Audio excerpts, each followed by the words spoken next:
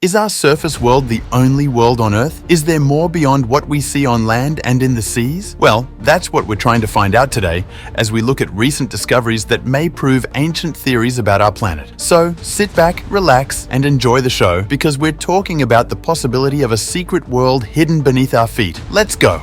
Theories about the true structure of the Earth have been around since humans began walking on it. For a long time, the general consensus was that the world was flat and stationary. The view back then was that the Earth was the center of the universe, and celestial bodies like the sun and the moon moved around it. It wasn't until Galileo's exploits with early telescopes in the 16th and 17th centuries that people gained a different perspective that the Earth was actually a sphere that rotated around the sun. Even then, Galileo and his proponents faced serious resistance from the powers that be. At the same time, there was also a wide range of beliefs and speculations about what was inside the Earth underground. One popular belief that predates what we know today is that there was another realm beneath the surface world. Some folks of religious persuasion believed that this realm was an afterlife underworld that hosted the souls of the deceased. In more recent times, more theories surrounding the nature of this alleged underground realm have arisen.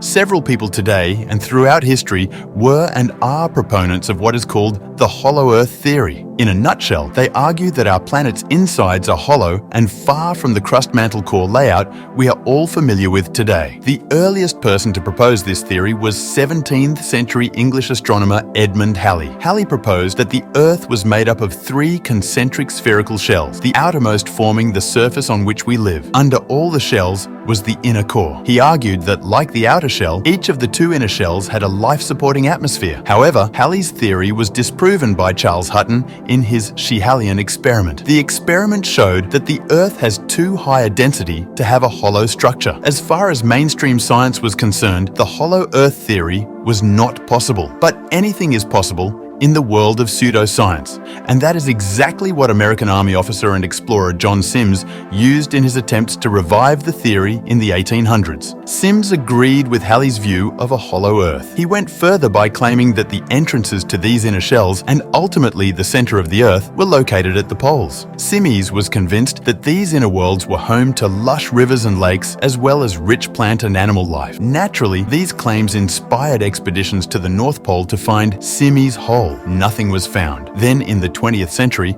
an author with the pseudonym Dr. Raymond Bernard released The Hollow Earth, arguably the most detailed explanation of the subject. In the book, Bernard explained that the Earth's surface is a shell that is 800 miles thick and that 400-mile wide openings to the Earth's insides are at the poles. He also claimed that the outer edges of these holes were smooth and gradual, meaning a traveler on land or sea could easily enter the inside of the world without knowing it. So why aren't these massive openings visible from aircraft? Well, according to Bernard, it's because the openings have magnetic rims along their edges, and these magnets throw off pilots' compasses to make it look like they've crossed the poles. This means pilots have never actually reached these holes because of the wonky compass readings. Today, Bernard's book is a major reference point for contemporary Hollow Earthers, a group of people that frequently intersects with believers of the Flat Earth theory. Of course, as with many conspiracy theories, the overall conclusions vary. Some believe that a shadowy group of global elites is keeping the hidden inner world, well, hidden. So these select few have a special paradise or bunkers in case surface life becomes impossible. Another belief is that the Hollow Earth is covered up to hide the truth about aliens and UFOs. That's right.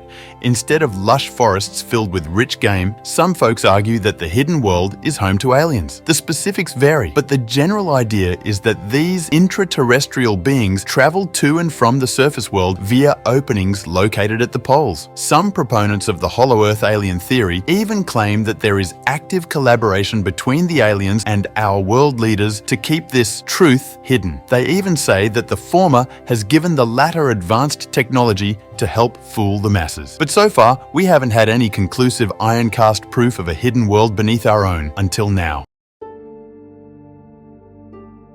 In September 2021, an interesting research study was published in the Physics of the Earth and Planetary Interiors journal by Rhett Butler of the Hawaii Institute of Geophysics and Planetology. The study, which involved seismic observations made at points on the Earth directly opposite 5 earthquake locations, revealed serious evidence for substantial shear velocity heterogeneity within the inner core. In other, simpler words, the Earth's inner core is not an even solid like we thought. It's actually solid in some spots, but more mushy and liquid in others. You see, we cannot physically go or send probes into the depths of the Earth to explore the core because of deadly heat and pressure. Therefore, we have to study seismic waves to form a picture of the Earth's internal structure. Earthquakes are a great source of seismic waves. By positioning themselves on the opposite side of the world from an earthquake hotspot, seismologists can measure earthquakes' 2 vibration wave types when they pass through the planet and core. These waves are compressional waves, which are straight, and undulating shear waves, which fluctuate. So, if the Earth's inner core was a firm solid throughout, the shear waves would pass through it easily and be picked up by seismology equipment. But in the study, the waves were being deflected in some instances, hinting at inconsistencies in the inner core's state of matter. After double, triple, and quadruple checking, the seismologists were certain of their math and came to the inevitable conclusion that they had discovered something new about the inner core. Working on the assumption that the inner core had patches of liquid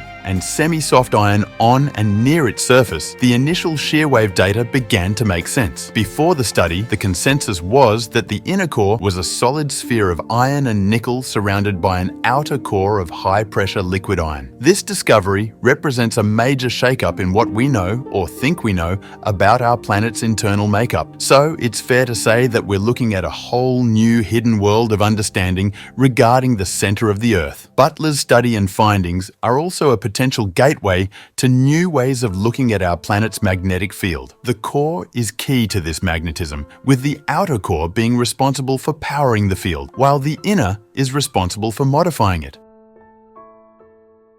Earth. We drilled down like 8 miles and we had to stop because it got too hot. Out of 4,000 miles basically to the core of the Earth, we went down 8. That's nothing. So this would be quite a paradigm shift. History would change in a very major way. That brings us to the end of today's video. Thank you very much for watching, and we hope you learned a thing or two. Drop a comment below and let us know what you think about the topic or what you would like to see in the future. Also, please like the video and share it with your planetology-loving friends, as this would help the channel immensely. Finally, don't forget to subscribe to the channel and hit the bell so you never miss a new upload. Until next time, take care.